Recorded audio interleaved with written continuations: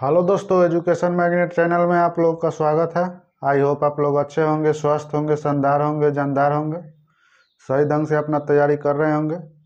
दोस्तों, हम लोग पढ़ रहे हैं इलेक्ट्रिशियन थ्योरी, जो आगामी रेलवे, एएलपी, ग्रुप डी और टेक्निकल संबंधित सभी परीक्षाओं के लिए अति महत्वपूर्ण सेशन एजुकेशन मैग्नेट चैनल पर चल रहा है।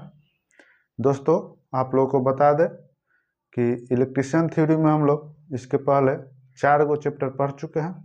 5वां चैप्टर पढ़ रहे हैं, जिसका नाम है डीसी परिपथ और संबंधित नियम। तो इसके पहले वाले क्लास में हम लोग पढ़े थे ओम्स का नियम, यानी ओम का नियम क्या होता है। तो आइए, आज का हमारा टॉपिक है कि किरचॉफ्स लॉ, यानी किरचॉफ्स का नियम किसे कहते हैं। ठीक है, तो देखिए, किरचॉफ्स नामक एक रूस के वैज्ञानिक थे। उन्होंने कुछ डीसी परिपथ में कुछ नियम बनाए। उस नियम को अपने ही नाम पर, यानी किरचॉफ्स के नाम पर किरचॉफ्स का नियम रख दिए। पहले का जितना भी वैज्ञानिक होते थे, जो भी खोज करते थे, वह खोज होने के बाद अपना ही नाम पर, ठीक है, उस नियम का नाम रख देते थे। ठीक है, तो आइए देखते हैं किरचॉफ्स लॉ क्या है। देखिए, किरचॉफ्स लॉ जो है, रूस के वैज्ञानिक किरचॉफ्स नामक वैज्ञानिक थे, उन्होंने खोज की। यह जो नियम होता है, ये डीसी सर्किट में लागू होता है। ठीक है, अब किरचॉफ्स का नियम दो गो हुआ। पहले का हुआ होता है, एक करंट पर लागू होता है, जिसको हम लोग केसीएल बोलते हैं, किरचॉफ्स करंट लॉ। और दूसरा का होता है केवीएल, जिसको हम लोग किरचॉफ्स वोल्टेज लॉ के नाम से जानते हैं। यानी किरचॉफ्स नामक वैज्ञानिक दो गो नियम खोजे थे। पहले का केसीएल जो किरचॉफ्स करंट नियम होता है, यानी जो करंट पर लागू होता है, वो क्या कहता है।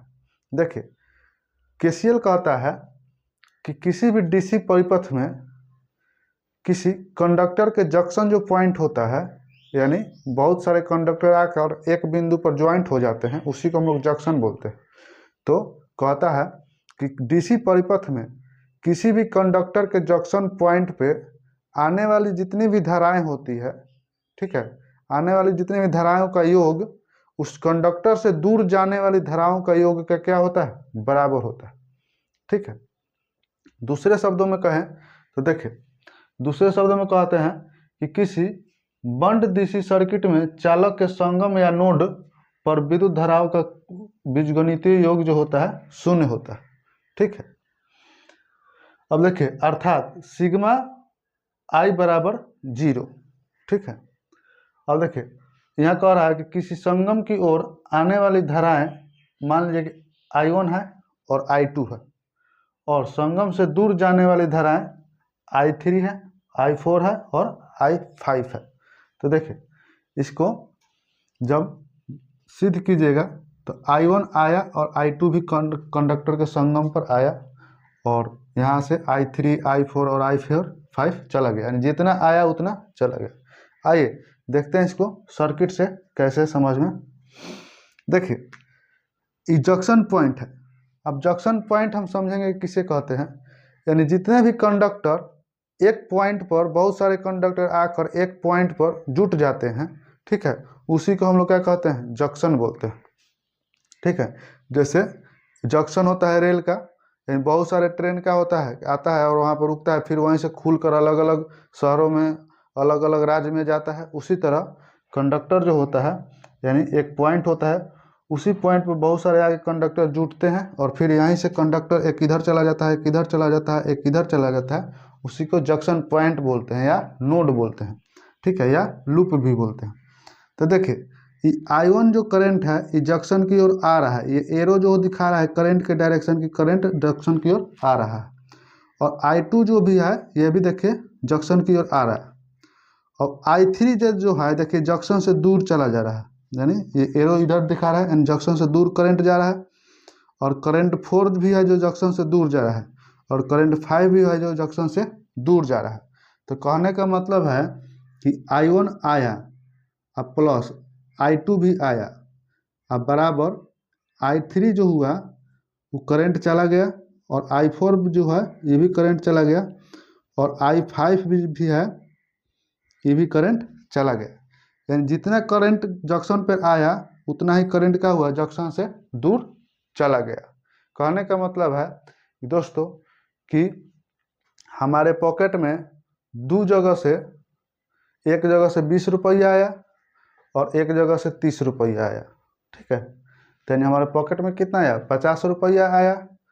और हम उस 50 रुपया को क्या किए कि पॉकेट से अलग अलग जगह हम बांट दिए, ठीक है।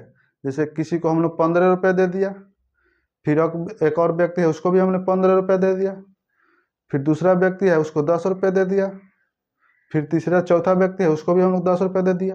यानी कहने का मतलब कि दो जगह हम 15 रुपये दिए तो 30 रुपये दे दिया, और एक जगह 10 रुपये दिया, फिर एक जगह 10 रुपये दिए तो 20 रुपये इधर दे दिया, तो 30 20 50 रुपये नहीं हो गया। यानी कहने का मतलब 50 रुपये मेरे जेब में आया, हम 50 रुपये फिर हम क्या किए उसको अलग अलग दोस्त के साथ बांट दिए। उसी तरह करंट जो है जंक्शन पॉइंट पर आया, अलग अलग I1 और I2 आ रहा है, और I5 I4 I3 जंक्शन से दूर चला जा रहा है। यानी जितना करंट आया उतना ही करंट क्या हुआ, जंक्शन से दूर चला गया। तो ये बताइए कि जंक्शन पॉइंट पर कितना करंट बचा, शून्य बचा, शून्य बचा कि नहीं बचा, ठीक है। तो यही कहता है KCL करंट का नियम कि किसी भी कंडक्टर के जंक्शन पॉइंट पे आने वाली धाराओं का कुल बीजगणितीय योग उस कंडक्टर से जाने वाली कुल बीजगणितीय योग के क्या होता है, तुल्य होता है, बराबर होता है। और जंक्शन पॉइंट पे जो करंट बचता है वो हमारा शून्य होता है, ठीक है। तो देखिए यह आवेश संरक्षण के सिद्धांत को बतलाता है KCL। ये क्वेश्चन इंपॉर्टेंट है, इसको याद कर लीजिएगा, वेरी वेरी इंपॉर्टेंट है, ठीक है, वेरी वेरी इंपॉर्टेंट। ये आपका कंपटीशन के परीक्षा में पूछता है कि आवेश संरक्षण के सिद्धांत को कौन बताता है, तो KCL किरचॉफ्स करंट लॉ बताता है। अब देखिए KCL के और नाम से हम लोग जानते हैं, इसको KCL यानी किरचॉफ्स करंट लॉ के नाम से भी जानते हैं, इसको पॉइंट रूल के नाम से जानते हैं, इसे हम लोग करंट रूल के भी नाम से जानते हैं। तो आई होप आप लोगों को KCL यानी किरचॉफ्स करंट लॉ समझ में आया होगा। आइए दोस्तों हम लोग KVL के बारे में समझते हैं कि KVL क्या होता है, KVL किसे कहते हैं। तो देखिए किरचॉफ्स जो वैज्ञानिक थे रूस के थे, अभी बताए थे कि उन्होंने दो गो नियम स्थापित किए, एगो KCL किरचॉफ्स करंट लॉ जो इसके पहले पढ़े हम लोग, और दूसरा होता है KVL किरचॉफ्स वोल्टेज लॉ, ठीक है। तो किरचॉफ्स वोल्टेज लॉ जो क्या कहता है, किरचॉफ्स वोल्टेज लॉ कहता है कि किसी भी बंद वैद्युतिक DC परिपथ में जितने भी लोड रेजिस्टेंस लगे हुए होते हैं, ठीक है, और उसमें जो हम लोग वोल्टेज देते हैं उस लोड रेजिस्टेंस को चलाने के लिए, ठीक है, यानी जितना वोल्टेज देते हैं और जितना लोड रेजिस्टेंस लगा हुआ होता है, सभी लोड रेजिस्टेंस पर जितना भी वोल्टेज ड्रॉप होता है, ठीक है, वह लोड वोल्टेज के समान होता है, यानी आरोपित वोल्टेज के समान होता है। दूसरी भाषा में कह सकते हैं कि किसी DC परिपथ में प्रत्येक शाखा पर वोल्टेज ड्रॉप जितना होता है उसमें जितना वोल्टेज देते हैं उसके बराबर होता है, यानी उसके योग के बराबर होता है। आइए देखिए, किसी बंद DC सर्किट के किसी बंद लूप अर्थात मैश में आरोपित विद्युत वाहक बल, यानी जितना हम वोल्टेज उसको दे रहे हैं का बीजगणितीय योग उस लूप या मैश की प्रत्येक शाखा में हुए वोल्टेज ड्रॉप के बीजगणितीय योग के तुल्य होता है। यानी जितना हम उसको वोल्टेज दे रहे हैं उस परिपथ में, उस परिपथ को ऑपरेट करने के लिए, ठीक है, चलाने के लिए, और उसके परिपथ में जितना भी कंपोनेंट यानी लोड कंपोनेंट लगे हुए होते हैं वो सब उस परिपथ में दिए गए वोल्टेज के योग के क्या करते हैं, बराबर वोल्टेज को खाता है, यानी ड्रॉप करता है, ठीक है। अर्थात सिग्मा ई बराबर, ई हमारा वोल्टेज को डिनोट करता है, ई बराबर सिग्मा आई इंटू आर। इसके पहले हम लोग ओम के नियम से पढ़े थे कि V बराबर क्या होता है, आई इंटू आर होता है, आर बराबर क्या होता है, V बाई आई होता है, और आई बराबर क्या होता है, V बाई आर होता है, ठीक है। इसको हम एगो आई ट्रिक होता है, ऐसे भी हम इसको याद रखते हैं, यानी जिसको निकालना है उसको तोप लीजिए। जैसे वोल्टेज को निकालना है तो वोल्टेज को ढक लेंगे तो आई इंटू आर दिखाई दे रहा है। अब हमको करंट निकालना है तो करंट को ढक लेंगे तो V बाई आर दिखाई दे रहा है, अब रेजिस्टेंस को निकालना है तो रेजिस्टेंस को ढक लेंगे तो V बाई आई दिखाई दे रहा है, ठीक है।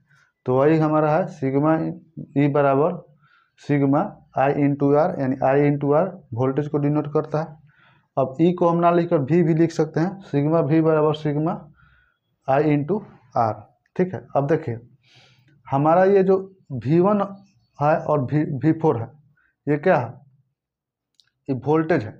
यानी किसी भी सर्किट में हम यहाँ आइए सर्किट में देखते हैं, देखिए ये V1 जो है ये सोर्स है, सप्लाई दे रहे हैं सर्किट में, और V4 भी है, ये सप्लाई हम यहाँ पर दे रहे हैं, ठीक है। ये लोड रेजिस्टेंस लगा हुआ है, देखिए ये लोड रेजिस्टेंस 2 है, लोड रेजिस्टेंस 3 है, लोड रेजिस्टेंस हमारा 5 है।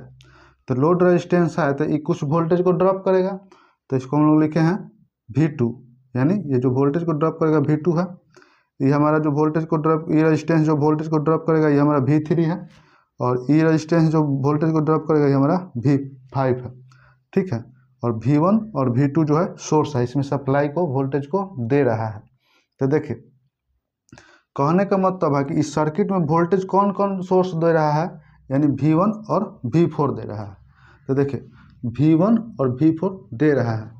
अब वोल्टेज को ड्रॉप खपत कौन कर रहा है, कहने का मतलब है कि ये V2, V3 और हमारा V5, यानी ये 3 गो जो लोड रेजिस्टेंस लगा हुआ है ये वोल्टेज को खपत कर रहा है। तो देखिए V2, V3 और V5 ये लोड रेजिस्टेंस है, ये वोल्टेज को खपत कर रहा है। तो कहने का मतलब है कि उस परिपथ में वोल्टेज हमारा इतना आया, और उस सब वोल्टेज का हुआ कि जितने लोड रेजिस्टेंस 3 को लगे हैं उस सब का किया, इतना वोल्टेज हमारा खपत हो गया। तो दोनों का एक दूसरे के बराबर होता है। जितना हम लोग वोल्टेज किसी भी डीसी परिपथ में देते हैं उतना ही वोल्टेज क्या होता है उस परिपथ में खपत करने के लिए लोड रेजिस्टेंस हमारा या लोड कोई भी उपकरण लोड है वो लगा हुआ होता है, ठीक है। तो देखिए केवीएल को हम लोग किरचॉफ्स वोल्टेज लॉ या लूप का रूल भी हम लोग जानते हैं, नाम से जानते हैं, या वोल्टेज रूल भी हम लोग इसको कहते हैं, ठीक है। यह ऊर्जा संरक्षण के सिद्धांत को बतलाता है। क्वेश्चन ये वेरी वेरी इंपॉर्टेंट है, ठीक है। ऊर्जा संरक्षण के सिद्धांत को कौन बतलाता है, तो हमारा केवीएल बतलाता है। और आवेश संरक्षण के सिद्धांत को कौन बतलाता है, तो केसीएल बताता है। तो देखिए अच्छा ये बताइए कि केवीएल और केसीएल काहेला नियम लागू किया गया, नियम बनाया गया। तो देखिए हमारा जितने भी डीसी परिपथ होते हैं, जैसे आपका रेजिस्टेंस का परिपथ हो गया, ठीक है, ये सब जितने भी डीसी परिपथ होते हैं उसमें वोल्टेज, करंट और विद्युत धारा के बारे में, ठीक है, जानने के लिए नियम कैलकुलेशन करने के लिए हम लोग ओम का नियम का पालन करते हैं। लेकिन ओम के नियम से कभी कभी होता क्या है कि ओम के नियम से वोल्टेज और करंट के बारे में जानकारी नहीं मिलता है, यानी बहुत कठिन परिपथ है, बहुत जटिल परिपथ है। तो उस अवस्था में हमारा केसीएल का जो नियम होता है, केवीएल का जो नियम है होता है, इस नियम को लगाकर हम लोग वोल्टेज का और करंट किस दिशा में करंट चल रहा है और वोल्टेज उसमें कितना किसी भी परिपथ में दिया जा रहा है, यानी वोल्टेज और करंट के बीच जो संबंध है, जो गणना है, जो कैलकुलेशन है, जो हिसाब है, उसको ज्ञात करने के लिए क्या किया जाता है कि हमारा किरचॉफ्स करंट लॉ का यूज या किरचॉफ्स वोल्टेज लॉ का यूज किया जाता है, ठीक है। तो आई होप आप लोगों को आज का क्लास समझ में आया होगा। आज का क्लास हम यहीं पर ड्रॉप करते हैं। वीडियो अगर अच्छा लगा होगा दोस्तों तो इसको लाइक कर दीजिएगा, थोड़ा सा सब्सक्राइब कीजिएगा और अधिक से अधिक संख्या में अपने दोस्त, भाई और मित्र के पास शेयर कीजिएगा, ठीक है। अब आप लोग कोशिश करेंगे कि रेगुलर वीडियो मिल सके ताकि आप लोग को तैयारी सही समय पर हो सके, क्योंकि आने वाला जो वैकेंसी रेलवे का है ALP और ग्रुप डी, तुरंत वैकेंसी आपका जून तक आ जाएगा। तो इसलिए आप लोग लगे रहिए, लगन से मेहनत से करते रहिए और फल जो है ऊपर वाले देने वाले हैं, ठीक है। तो चलिए चलते हैं, बेस्ट ऑफ लक।